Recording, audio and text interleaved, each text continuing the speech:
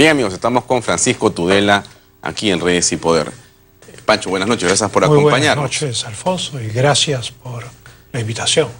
Bueno, este es un tema que te cae por tu especialidad de analista internacional como anillo al dedo. Existe una serie de opiniones en favor que aplauden este hecho como el fin de un evento y una circunstancia triste y compleja para el pueblo colombiano. Otros señalan que este es un pésimo precedente para los estados democráticos y para los estados de derecho. ¿Cuál es tu perspectiva sobre lo que ha sido el evento del día de hoy y qué implicancias tiene eso para el presente y para el futuro de América Latina o el mundo? Bueno, en primer lugar, creo que hay un antecedente anterior, que son los acuerdos de Chapultepec en 1992. En esa ocasión se firmaron los acuerdos de paz para poner fin a la guerra interna del Frente Farabundo Martí con el gobierno salvadoreño. El marco conceptual es básicamente el mismo, si bien el acuerdo colombiano es mucho más radical, por llamarlo de alguna manera, y va a ofrecer muchas dificultades en su ejecución. En el caso salvadoreño, en 1992, los acuerdos fueron gestados por Naciones Unidas.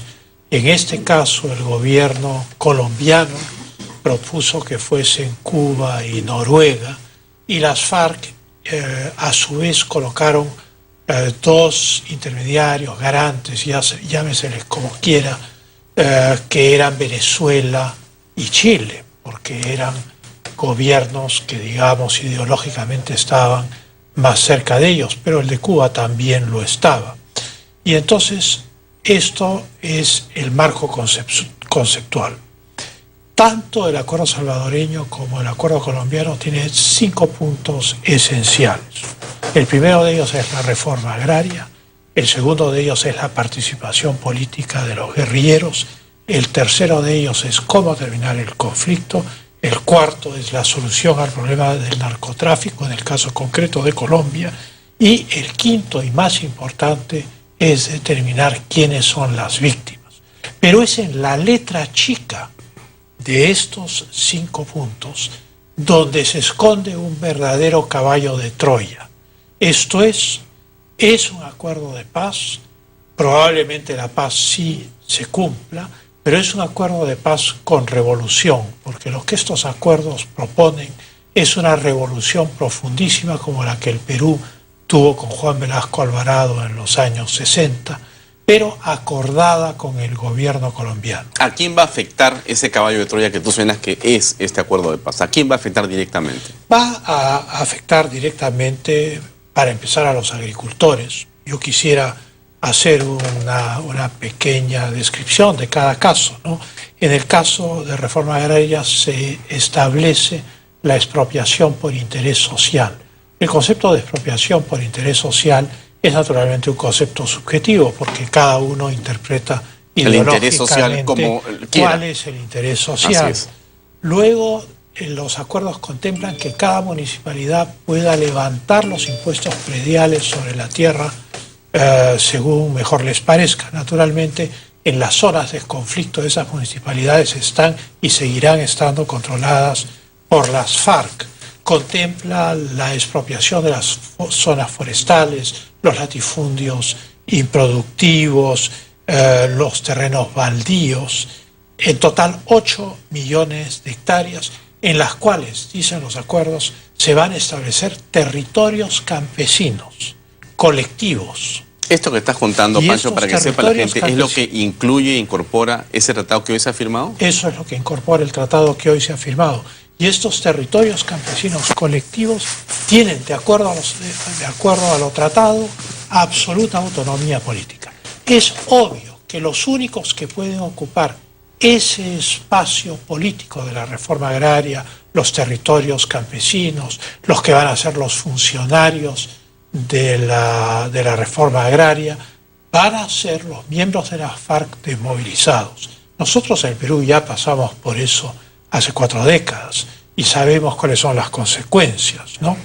El segundo punto es el de la participación política, o sea, ¿qué se hace con las FARC para que las FARC dejen las armas y participen en la vida política de Colombia. Y entonces, para empezar, el Estado les asigna un presupuesto especial para que formen su partido político. Esto es del tesoro de guerra de las FARC, de los secuestros, del narcotráfico, etcétera, etcétera, etcétera. Solamente hay buenos deseos de que las FARC entregarán transparentemente toda la información sobre lo que tienen. Pero lo que sí es concreto y está acordado es que el Estado va a financiar la formación del partido político de las FARC. Yo no sé si los colombianos son conscientes de esto. Además, se les da 10 escaños en el Senado y en diputados que no son producto de una elección popular. O sea, el pueblo colombiano no ha elegido a estas 10 personas que van a ser colocadas en el Congreso de Colombia. Crea 16 distritos electorales nuevos en las zonas que han estado bajo control de la guerrilla. Queda clarísimo cuál va a ser el resultado de las elecciones en esas zonas. Y imponen el voto electrónico. Además, estos mismos acuerdos dentro de la participación política incorporan todos los temas que hoy en el Perú se debaten: el ambientalismo, el tema de la ideología de género, que es mencionada 40 veces en los acuerdos, el tema del LGTBI, que es mencionado 114 veces en los acuerdos. Eso en cuanto a lo político. O sea, esto es una verdadera revolución. Los acuerdos son acuerdos de paz, pero es paz con revolución. Los acuerdos son un caballo de Troya para una revolución política y social. Lo que no alcanzaron las FARC por la vía militar lo van a conseguir gradualmente en pocos años a través de este instrumento. Y por razones además profundas. Luego, respecto al fin del conflicto, establecen lo que ellos llaman la justicia transicional. Esto es, nadie va a la cárcel. Entre los miembros de las FARC, ni un día de cárcel. La justicia transicional implica que se les dará castigos cívicos, desminar, o me imagino que barrer las calles, o qué sé yo. Se van a suprimir los procesos judiciales a los subversivos en curso. O sea, los que asesinaron, los que secuestraron, los que mataron, los que hicieron narcotráfico, todo eso queda suspendido. Suspendido. Pero no así, no va a ocurrir lo mismo con quienes combatieron a la guerrilla. O sea, las Fuerzas Armadas que, por ejemplo, están inmersas, ahí no. Se van a ver arrastradas por sus procesos y también se van a ver arrastradas a penas efectivas. Naturalmente, el estar en el Congreso con 10 escaños que son a dedo, por acuerdo del presidente Santos y la cúpula de las FARC, les da una caja de resonancia y un acceso privilegiado a los medios. O sea que gran parte de este proceso político va a ser controlado por la izquierda colombiana, liderada por unas FARC triunfantes, por un Timoshenko triunfantes, ¿no? Luego, el desarme se va a ocurrir, hay un plazo de 180 días a partir de hoy, y eso lo hace Naciones Unidas, como lo hizo en el caso de El Salvador, y la desmovilización. Son 7.000 miembros de las FARC. Cada uno recibe una suma importante, 2 millones de pesos por desmovilizarse a partir de hoy, y a partir de ahí el 90% de un sueldo mínimo mensual por tiempo indeterminado. Entonces, este concepto de la justicia transicional que aupa al poder a uno de los firmantes, a una de las partes en estos acuerdos, y disminuye al Estado y disminuye a las fuerzas que combatieron a la guerrilla, es un tema complejo. Luego, el tema de la solución al narcotráfico. Lo que se acuerda es exactamente lo mismo que la izquierda ha sostenido siempre en el Perú. Erradicación manual, no se toca a quienes cultivan coca para lo que se llama usos ancestrales. Y lo que es más grave, no extradición. Esto es, si el gobierno de los Estados Unidos descubre que alguno de estos líderes va a ser protegido por el gobierno colombiano, capo de la droga, estos acuerdos impiden la extradición de esa persona o la extradición de cualquier miembro de las FARC. O sea, son inmunes a la justicia de otros países si sus delitos han tenido consecuencias en otros países. Y finalmente, al determinar quiénes son las víctimas, las FARC han señalado claramente que ellos no se reconocen a sí mismos como agente victimizante, o sea, ellos no han agredido a la sociedad colombiana, ellos no han producido la muerte de 220.000 personas, etcétera, etcétera, ¿no? El presidente Juan Manuel Santos... Pero quiero terminar este punto de quiénes son las víctimas. Acá viene también otra cosa que los peruanos conocemos ampliamente y estamos profundamente familiarizados. Se establece una comisión de la verdad. Ahora, yo me pregunto quién va a manejar la comisión de la verdad, quién va a manejar la reforma agraria, quién va a manejar los territorios campesinos. La respuesta es obvia, porque ni liberales ni conservadores tienen la organización política para hacerlo, ¿no? Juan Manuel Santos ha dicho hoy día que hay una guerra menos en el mundo y es la de Colombia. Habría que aplaudir este acuerdo de paz. ¿Por qué, más bien lo que tú señalas, Pancho, parece presagiar un escenario bien complejo para Colombia en adelante? No necesariamente un escenario de guerra. O sea, indiscutiblemente yo creo que el presidente Santos ha conseguido la paz, pero pienso yo que el precio pagado para obtener la paz es muy, muy elevada, ¿no? Es un precio elevadísimo. Y encuentro que ese precio, con el paso de los años, puede conducir a Colombia a una situación analógica o similar a la de Venezuela, en la medida en que la fuerza dominante va a ser una izquierda colombiana con un liderazgo de las FARC que emergen de esta guerra como triunfantes, como habiendo logrado imponer su programa al Estado colombiano.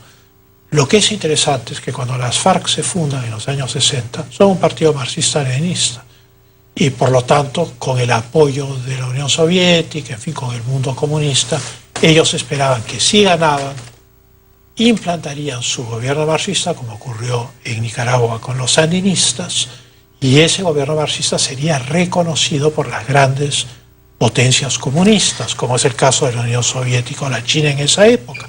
Como ya esas potencias se derrumbaron y el comunismo no es una realidad organizada en el primer mundo, entonces esto encaja dentro del contexto del Foro de Sao Paulo, al cual las FARC pertenecen, dentro de todo el contexto subversivo de América Latina. Alguien dice, Pancho, que esta suscripción a este tratado de paz va a traer, salvar muchas vidas, porque no va a haber enfrentamiento en adelante, y que una sola vida vale esa firma de ese tratado. ¿Así es? Bueno, eso es cuestión de opiniones personales. Yo creo que cuando hay no un acuerdo de paz, sino un armisticio en el cual se aceptan las condiciones de alguien, de acuerdo a los principios elementales de la estrategia, ese alguien es el que ha ganado, porque quien gana es el que impone su voluntad al otro. Y evidentemente lo que acabo de describir es una imposición de voluntad de las FARC sobre el Estado colombiano.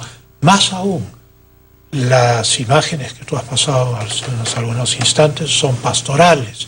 Yo me he tomado el trabajo de escuchar íntegro el discurso de Londoño alias Timoshenko, el jefe de las FARC y el del presidente Santos, y en el discurso de Timoshenko hay una gran arrogancia, ninguna concesión en el terreno ideológico y ninguna concesión al gobierno colombiano con el cual han negociado la paz.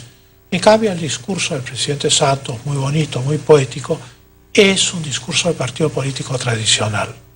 Y entonces lo que se notó esta tarde fue un desfase entre un marxismo en proceso de adaptación al siglo XXI y una clase política anticuada, por decirlo menos, en Colombia, que no va a conducir este proceso que he descrito. Y la razón por la cual además no va a poder conducirlo es porque no hay una manera concreta en esos acuerdos para saber dónde está la plata del tráfico de drogas, de la protección, de los secuestros, de los asaltos de las FARC, que suman cientos de millones de dólares. Y lo más grave, dicen los acuerdos que se suscriben en los términos del artículo 3 común de los convenios de Ginebra, de las convenciones de Ginebra.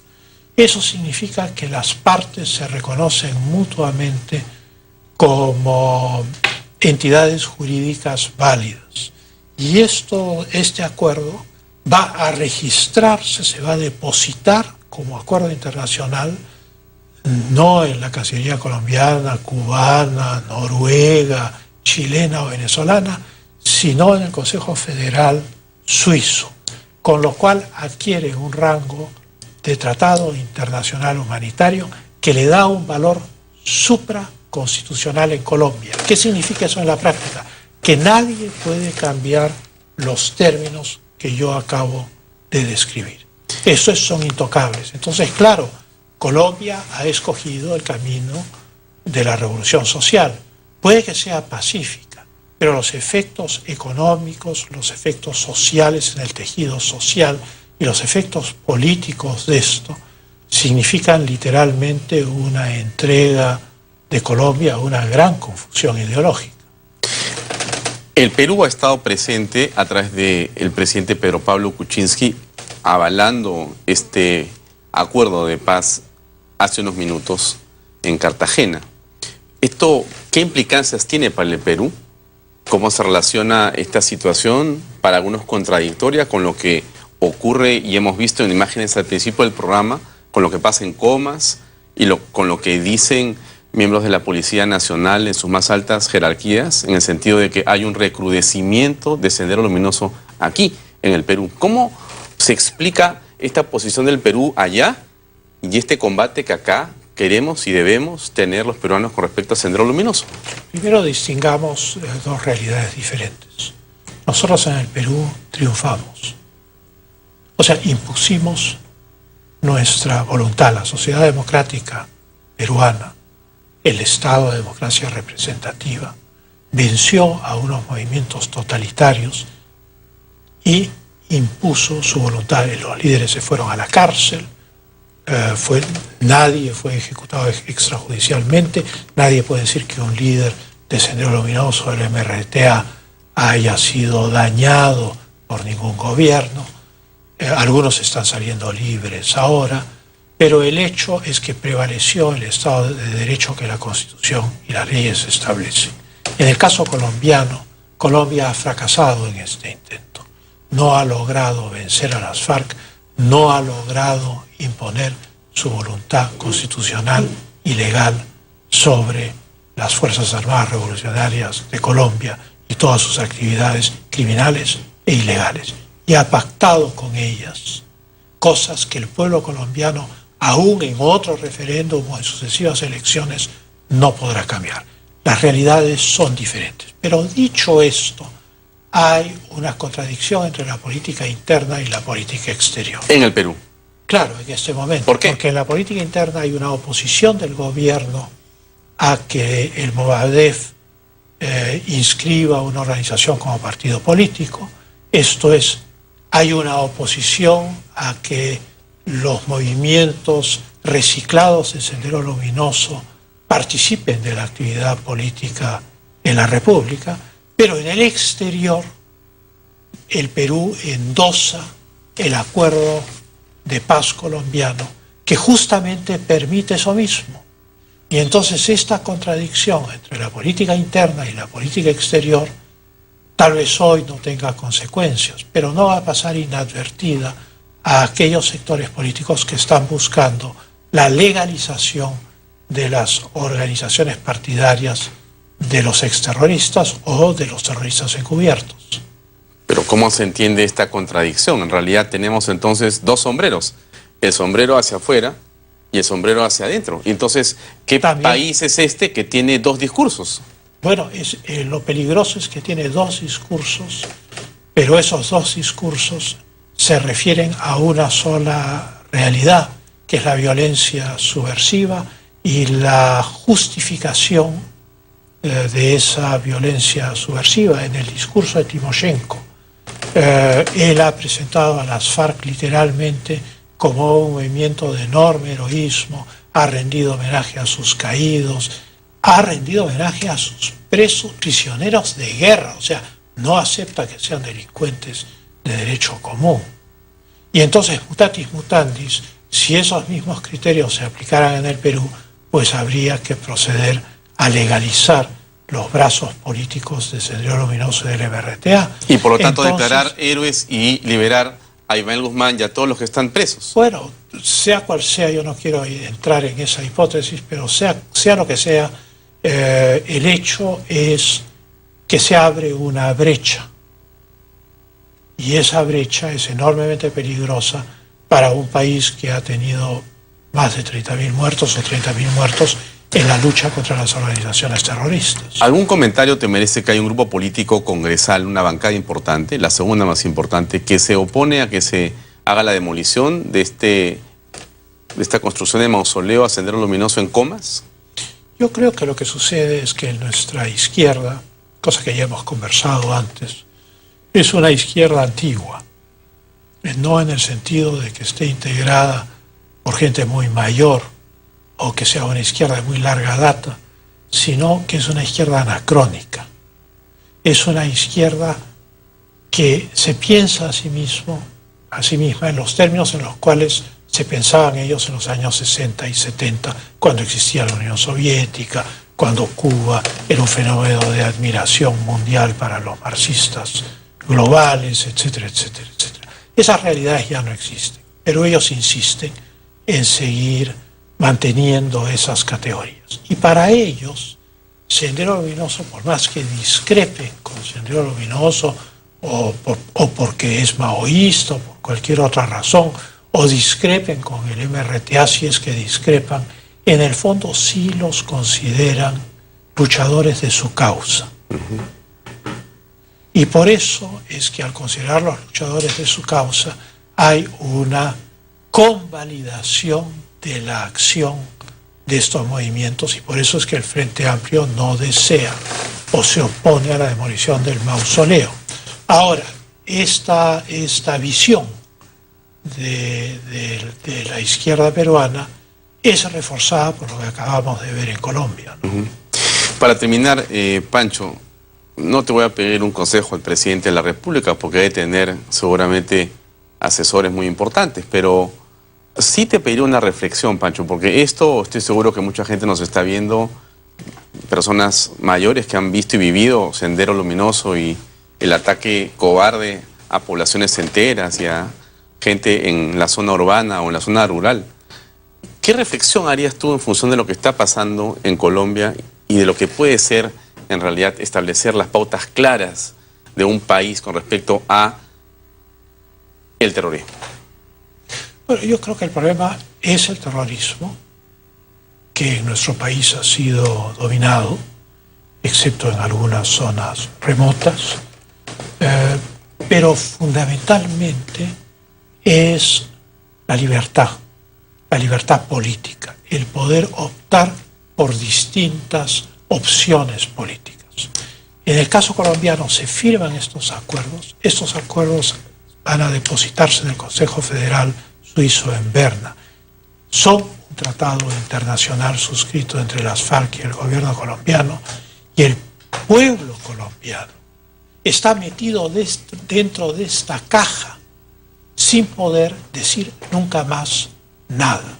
Y entonces la reflexión fundamental es que cualquier esfuerzo que haga el gobierno del Perú en el futuro tiene que tener como misión principal garantizar la libertad política dentro de la democracia y no forzar, marcos rígidos que limiten la libertad. O sea, en el fondo, quienes van a gestar el proceso colombiano descrito en estos acuerdos de paz va a ser la izquierda colombiana, el caviarismo, con el liderazgo de las FARC. Eso ha pasado parcialmente en el Perú, pero parcialmente hay libertad, hay distintas opciones políticas. Lo terrible del acuerdo colombiano es que esto que he descrito no puede ser variado, es supraconstitucional, no se puede hacer nada. Esto es lo que se va a hacer y lo que se va a aplicar sin escapatoria. Y en el fondo hay que agradecer a los gobiernos, a las Fuerzas Armadas y a la Policía Nacional del Perú, que impidieron que estas organizaciones triunfaran o condujeran al gobierno peruano a un impasse en el cual se hubiese tenido que negociar con ellos. Y en ese sentido, por más que esto suene a anatema, yo creo que el país en ese punto tiene que estar agradecido al gobierno de Alberto Fujimori. Muy bien, gracias Pancho, muy amable. Muchas gracias, Alfonso.